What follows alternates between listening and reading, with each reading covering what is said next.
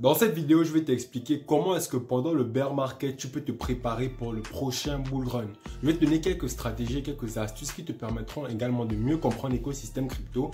Et puis voilà, on se retrouve dans la suite de la vidéo tout de suite. Let's go!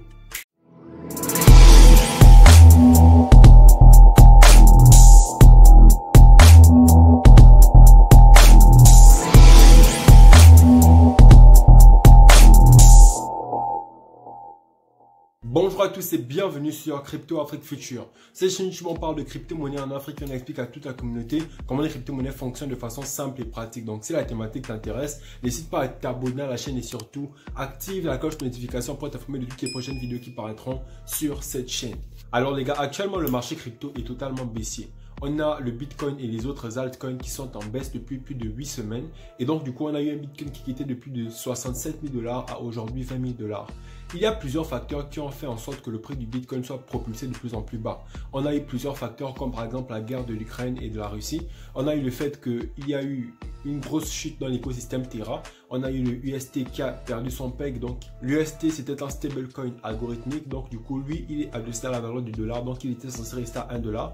Mais il a perdu son peg. Donc, il est quitté de 1 $ à moins d'1 $. Donc, il a perdu plus de 100% de sa valeur actuellement. Et ça fait entraîner également la chute du Terra, la crypto-monnaie. Et donc, du coup, tout l'écosystème en a compati. Et aujourd'hui, le projet Terra n'est plus celui que l'on voyait il y a quelques mois. Ça a énormément contribué au fait que les gens aient de plus en plus peur d'investir de l'argent en crypto. Il y a également le fait que le bear market a entraîné le fait que plusieurs plateformes comme Coinbase licencient beaucoup de personnes. On a également un exchange vraiment réputé et utilisé qui ne peut plus payer ses investisseurs. Actuellement, c'est vraiment une grosse période de peur. Et donc, du coup, en fait, il faut comprendre que le marché, il est guidé par l'offre et la demande. Et l'offre et la demande est guidée par les émotions.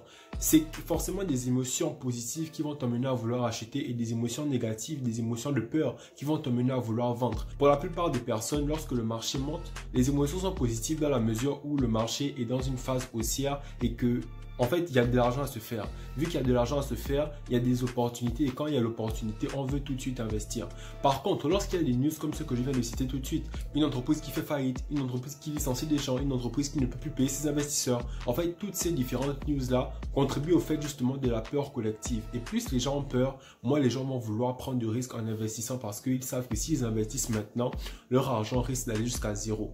Lorsque le Bitcoin est à un prix bas et lorsque le Bitcoin est en phase descendante, dans les cycles précédents, ça a toujours été comme ça. Le Bitcoin ira à zéro, le Bitcoin ira à zéro. On voit ça partout, ça s'affiche partout.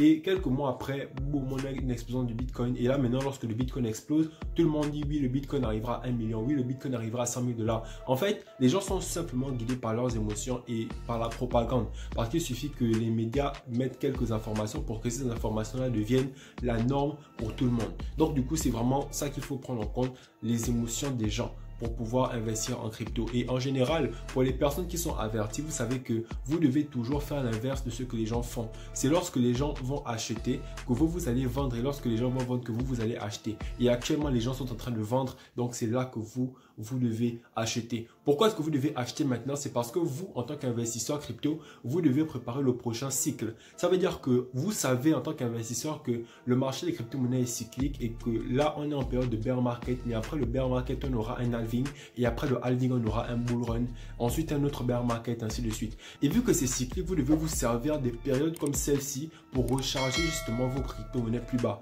Beaucoup de personnes se disent que si le Bitcoin, j'avais connu le Bitcoin à 100 $, je l'aurais acheté. Mais non, si le Bitcoin était à 100 $ et que vous l'aviez connu à ce moment-là, vous ne l'auriez pas acheté. Parce que si déjà vous avez peur d'investir lorsque le Bitcoin est à 20 000 $, alors que 20 000 $, c'est un prix beaucoup plus bas que celui dans lequel il était récemment, ben, vous voyez un peu que c'est pas à 100 $ que vous auriez acheté. Si vous n'êtes pas capable de pouvoir faire la part des choses dans vos émotions, comprendre que vous avez peut-être investi trop tôt, et que c'est votre erreur à vous et c'est non l'erreur du marché crypto, là vous allez simplement pouvoir faire un grand pas vers le fait de pouvoir réussir dans ce domaine-là. Mais si vous voulez remettre la faute sur le marché des crypto-monnaies c'est de l'arnaque, le marché des crypto-monnaies ce n'est pas un vrai marché, etc., etc., le Bitcoin ira à zéro, je n'y crois pas, etc.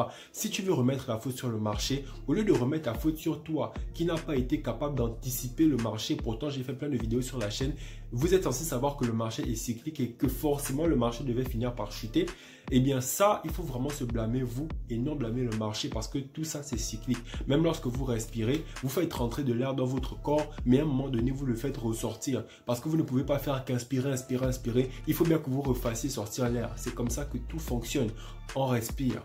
Et donc, du coup, le marché crypto fonctionne comme ça et vous devez le comprendre et vous adapter justement à ça pour pouvoir anticiper le prochain cycle. Et là, actuellement, on est dans une période où le marché est bas et donc, du coup, vous pouvez bien actuellement recharger votre portefeuille crypto pour le prochain cycle. Recharger son portefeuille crypto, ça ne veut pas dire investir en une fois, mais faites du DCA. Je ne vais jamais le répéter assez. La répétition est pédagogique, donc du coup, faites du DCA, les gars. Maintenant, la deuxième chose que j'aimerais souligner, c'est que les gars, faites très attention parce qu'il n'y a pas que le marché des crypto-monnaies actuellement qui est en train de chuter. Le marché crypto, c'est un marché qui est très corrélé aux autres marchés, notamment celui du Nasdaq, notamment celui des indices boursiers, etc. Et donc, du coup, actuellement, on est dans une sorte de crise économique. On est dans une potentielle récession, on va dire. Donc, du coup, le marché des crypto-monnaies, justement, par effet ricochet de ce qui se passe sur les autres marchés, chute également. Donc, non seulement nous sommes en bear market, non seulement il y a plusieurs facteurs qui ont contribué à la chute des cryptos, mais on a également le fait que les autres marchés corrélés au Bitcoin, corrélés à la crypto-monnaie, sont en train de chuter. Et lorsqu'ils sont en train de chuter comme ça, c'est vraiment un crash boursier qui se fait et on a un bear market également sur les autres marchés. Et ça se répercute forcément sur le marché crypto également. Donc, ne voyez pas juste la panique au niveau des cryptos. Essayez de sortir de l'horizon crypto et aller voir ce qui se passe sur les autres marchés pour comprendre un peu la situation économique du monde.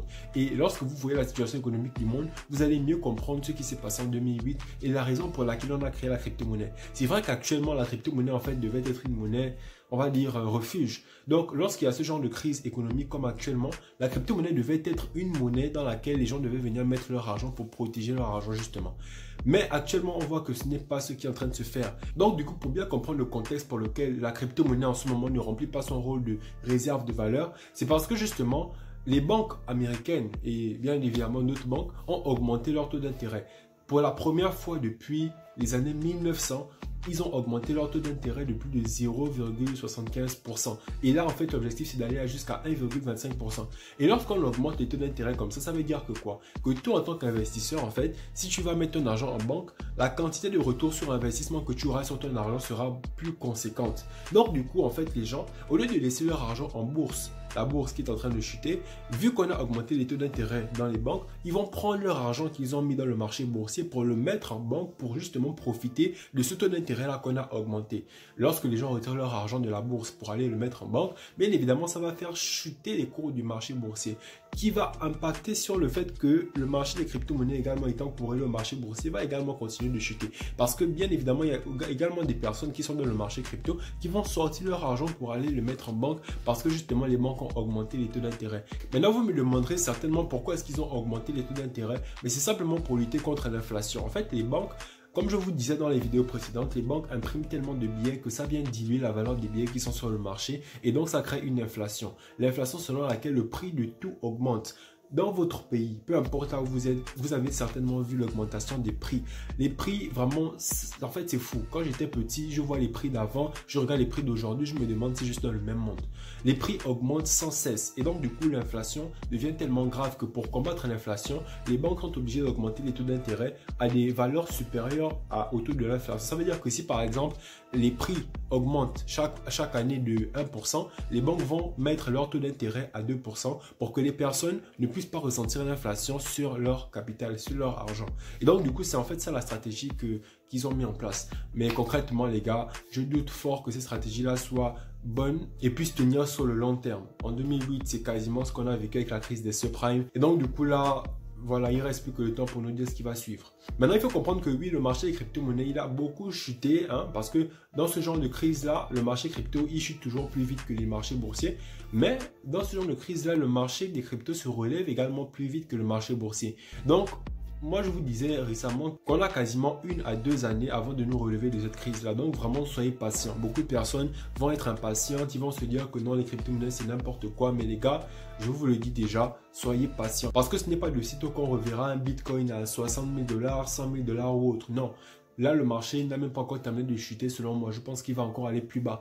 Donc, vraiment, il faut que vous attrapez votre cœur et vos émotions. Vous attrapez ça, vous mettez ça d'abord à côté et En fait, sortez votre argent du marché crypto. Si actuellement tu as de l'argent et que tu es en perte et que tu espères que le marché remonte pour retirer ton argent, ne fais pas ça. Retire déjà ton argent du marché crypto si tu as trop peur de le perdre.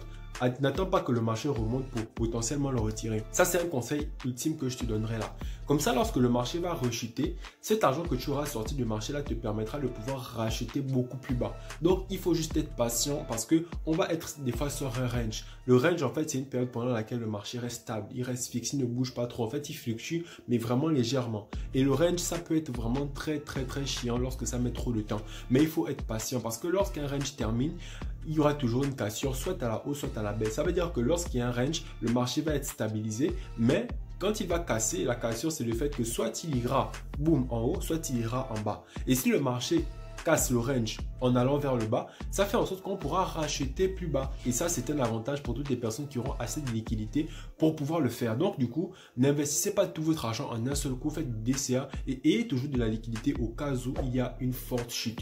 Moi, j'attends l'Ethereum à 500 $. Oui, quand l'Ethereum arrive à 500 $, je buy the dip. Le Bitcoin, je l'attends à environ 15 000 $. Ouais, certainement. Le Elrond, je l'attends dans les alentours de 15 $, 20 $. Et puis voilà. Donc les gars, ficelez vos stratégies pour pouvoir justement bien vous préparer au prochain bull run parce que c'est maintenant que tout se joue. Merci beaucoup de m'avoir suivi les gars. C'était Aral de Crypto Afrique Future. On se retrouve dans les prochaines vidéos. Peace.